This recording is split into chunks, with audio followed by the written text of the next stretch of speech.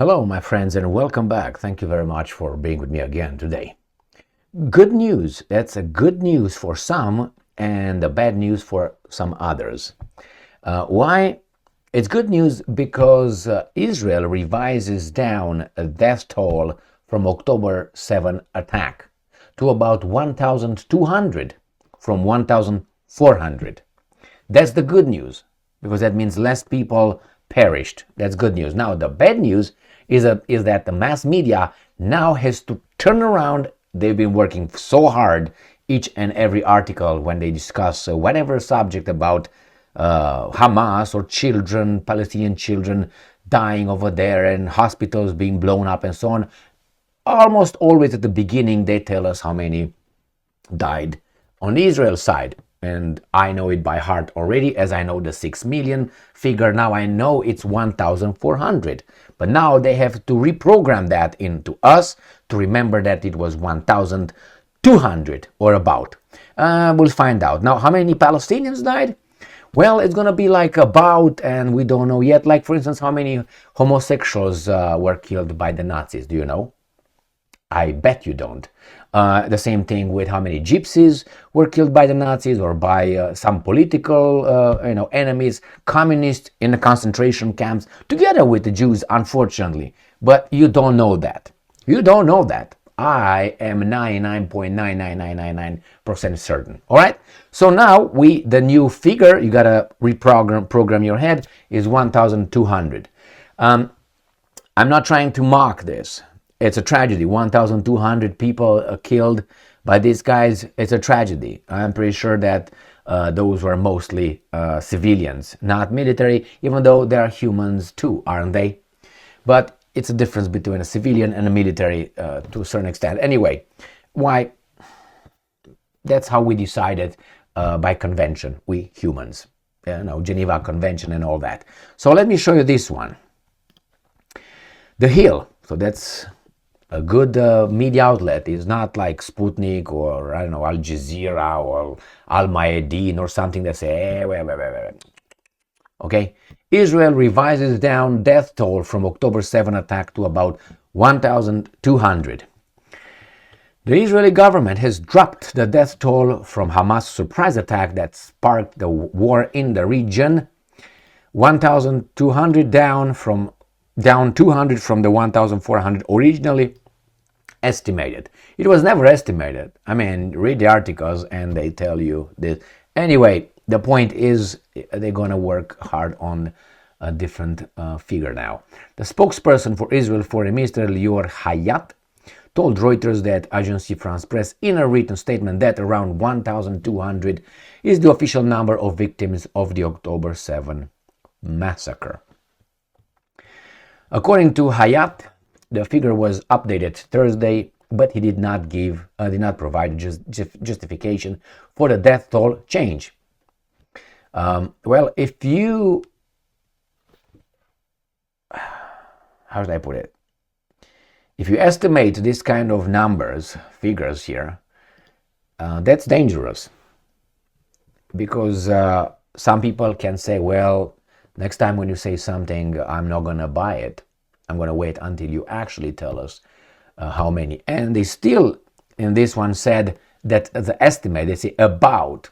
It says right here, it's 1,200 down 200 exactly. It's almost never, 1,400. It's 1,429, 1,453 or something like that. So it was an approximation in the first amount as well. The death count, which includes foreigners, is not a final number. It is an updated estimate. Thank you. He told Reuters, it might change when they identify all the bodies, end quote. In response to a Palestinian military we don't read that one. We go down here, and nothing about the Palestinians. Let me show you. This is the end of the article right here, and I'm going up, and this is the end, okay?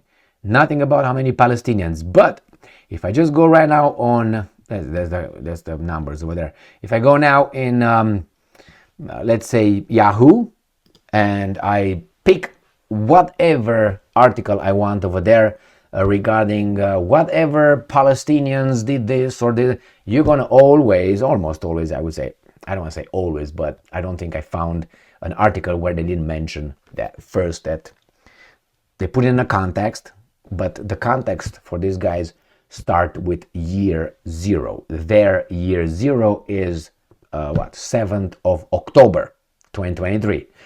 Nothing before that. Why? So it's good. Maybe they get to less than that amount, that number, because, you know, less people dead is a good thing. Correct? Correct. Let me tell you a little story, personal story from my direct experience on my job. And let me see how I put it. When I investigate cases, and I go over there and I interview people and speak with them and ask them questions, and, you know, you do all the things that I need to do per policy. And then I reach a conclusion, a determination of the investigation, and you found the preponderance, or you didn't find the preponderance based on the evidence that presented and you found, and disclosures or not disclosures. It's always good when you don't find the preponderance of evidence that abused or a crime occurred. Why? Because that means pain was not inflicted. Okay, so that's always good. The problem is that sometimes when I found, as an investigator, a lack of preponderance, so below 50%, to support the allegations of whatever were the allegations, then I have one of the people involved in the investigation, not the alleged victim, alleged perpetrator, but someone who would be the reporting source, or would be, I don't know, the caretaker, or someone who would rather have me, or is disappointed that there was no preponderance of evidence that abuse occurred or what a crime occurred. They are, instead of saying, like I said, well, that's good, my friends, it's good. That means, you know, the crime did not occur, pain was not inflicted. They would rather have a response, an outcome of the investigation as abuse occurred, the crime occurred, so they can have the law punish the judge or wherever it goes from here. The investigation is used by whomever in a court of law. They will have the person that these guys hate punished, instead of saying, wait a minute, no crime occurred, or there's no preponderance, no 50%. Might have been something, but not enough. No, they would rather have the victim being really, really traumatized and hurt, so they can be happy to punish the alleged perpetrator. You know, this is idiotic. And I tell them this. I tell them, well, this is the evidence that I found, or I didn't find. This is what I found during my investigation. You, I think, should be happy that all the evidence available to me did not lead to a preponderance. That means your child or whomever is okay. No trauma. I hope they're upset with me in the first place. Like I was supposed to do something, so I put my finger on the scale or something. But this is how you have to deal with people.